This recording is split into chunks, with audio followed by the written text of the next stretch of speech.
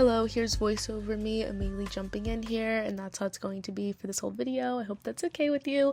But here's me on my flight from North Carolina to Seattle, Washington. I watched She's a Man on the plane, the show-stopping incredible movie starring Amanda Bynes. When I saw that it was available on this Delta flight, I immediately knew I needed to watch it. However, I did watch it like after I took a 2-hour nap, so there's like 4 hours left of the flight, and then I was like, you know what, it's time for She's a Man, baby. So I put that on, and then after that I watched this movie called Drop, which was absolutely not good at all. Anyway, here are some clips from my view from the plane. I luckily got a window seat, and I say luckily because I did basic economy for this flight, and somehow they gave me a window seat.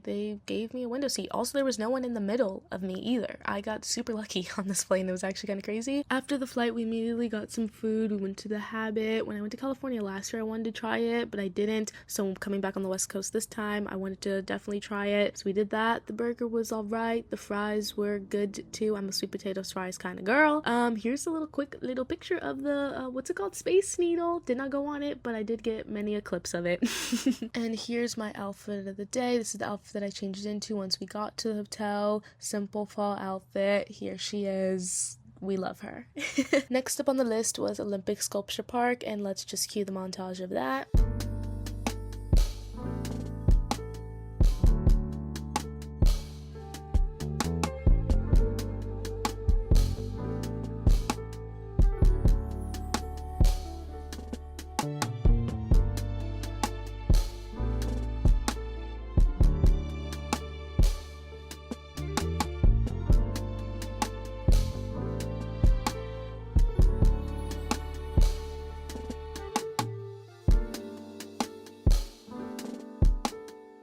After the park, we found this like secluded-ish beach that was like right next to it, which was nice and cute. I say beach, very loose beach. I don't know, it wasn't sandy. It was like pebbles and rocks and stuff, but on like Google Maps or whatever, Apple Maps, it said like this is considered a beach. But yeah, I really liked it a lot. It was like such like a chill vibe. I don't know. Also, the water was so clear, and that kind of like broke my mind a little bit. And then after that, we got dinner from this Italian restaurant, takeout Italian, and we brought it back to the hotel, and this was genuinely not good at all. Yeah. Anyway, here is the view from the hotel room. Nighttime, it's just the highway, and that was day one, baby. And now here we are the next morning, aka day two. I don't remember what time it was, but it was like early, and honestly, I loved going from like East Coast time to West Coast time, because like this whole week I was like waking up quote unquote early, like at 7 or something, which is like 10 a.m. East Coast time, but it felt early because it was 7 a.m. on West Coast. And now here is my outfit of the day. Still quite fall-esque in my opinion, but also quite like preppy and like Gossip Girl-esque too, if you will. And yeah, the first stop of the day was coffee, and I'm not at all a coffee girl, I must preface that first. However, with like Seattle being like the coffee capital of the world or whatever the saying is, I knew I needed to try coffee here, so I did every day that we were here. The best part was the 8-ounce. Like the 8-ounce was like the smallest you could get, which is awesome for me as a girl that doesn't really like coffee. And that coffee was okay, but this little snack, oh my gosh, it was like a cheese and beef like whatever. It was so freaking good. That was probably the best thing I had all week. And then straight from the coffee shop and bakery, we went to the Museum of Pop Culture, which was probably the most anticipated thing that I wanted to do while I was here for the week. That was like on the top of my list personally. And yeah, let's just keep the montage of that now.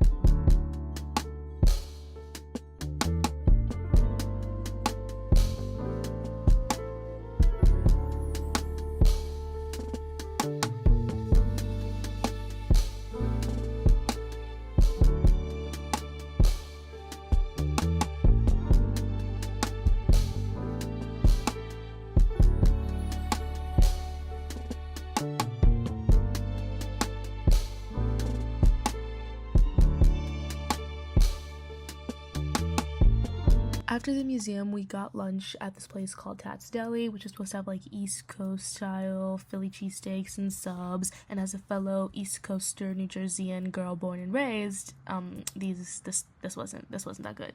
Anyway, though, after that we did some light shopping, starting with this bookstore, specifically like poetry bookstore. Like they only had poetry books, literally what I just said. I'll do a little book haul later. And then after that we went to this place called Bon Voyage Vintage. I feel like I just butchered that. I didn't get any videos inside, and honestly this place wasn't that good anyway. Here's the book haul. These are the 2 books that I decided to get. There was nobody else in the store, so I felt like I had to buy something, and also the person in there was like kind of chill too, so I felt more inclined to buy something. The rest of the night though was spent with me watching the rain fall from my hotel room because it was just very rainy. Honestly, the whole day was very rainy, but especially at night it got like super rainy, and it was actually kind of a nice vibe just like watching the rain fall from like the hotel window. Day 3 was another early morning start because we're driving to Vancouver, baby. Woo!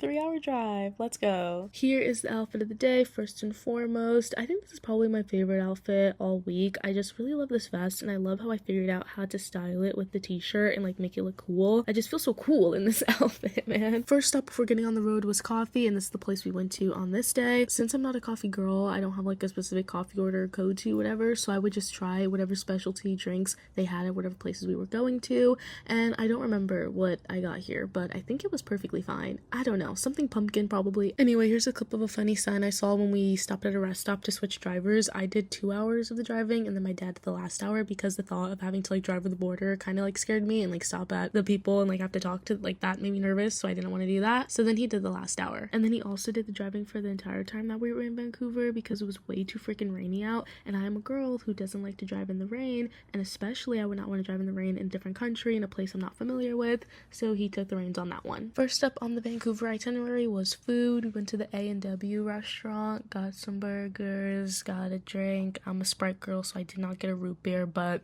the thought was there. And then after that, we went to Grounds for Coffee and got a cinnamon bun roll. What is it called? We got this, and it was very good, but also way too big to finish in one sitting. And then we went to Lighthouse Park in West Vancouver, and this is just a story in and of itself that I'm going to try to keep as succinct as possible. So basically, to get to the actual lighthouse, you have to walk like 10 minutes, and it's like a hilly walk, whatever. And my dad was like, I don't think I should do this. And I was like, you know what? Yeah, you're right. I'm just gonna walk it myself. And this was genuinely the scariest walk that I've ever had to do. The rain, but then it wasn't really raining, but it was just so ominous and so scary. And I was like the only person there. Like, this place was dead, which makes sense given the weather. And then here's the view of the lighthouse, and that felt even more ominous and scary and freaky. Like, wow, like being there taking this video genuinely felt like it was just so scary, but also like a great view, but so scary.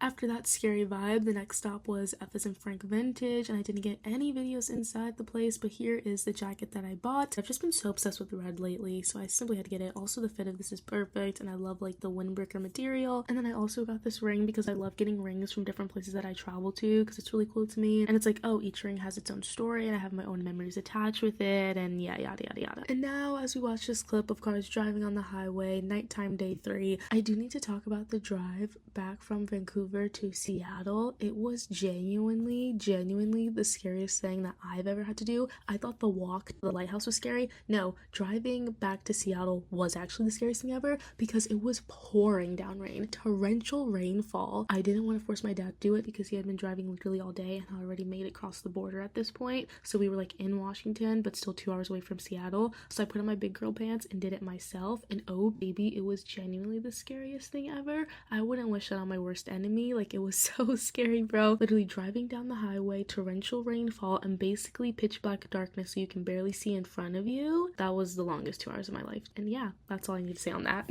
We started day 4, aka the last day in Seattle, with much better vibes, I'll tell you that. Here's my outfit of the day, really leaning into the farm girl vibes. I just love these overalls though, they're so freaking comfortable. Sorry about it. Next up, there wasn't really like a specific coffee shop I wanted to go to, so we just like walked around until we like stumbled upon one. It's Seattle. I feel like you can easily stumble upon on one, and that is exactly what happened here. Once again, got my 8-ounce coffee and just tried whatever like one of the specialty drinks was, and then we walked around some more. It was beautiful weather out, almost like yesterday had never even happened. And then we went back to the hotel to wait for the specific brunch place to open up at 11:30, and here are some clips of us driving to the brunch place and how beautiful, beautiful, beautiful this weather is today. That day, not today.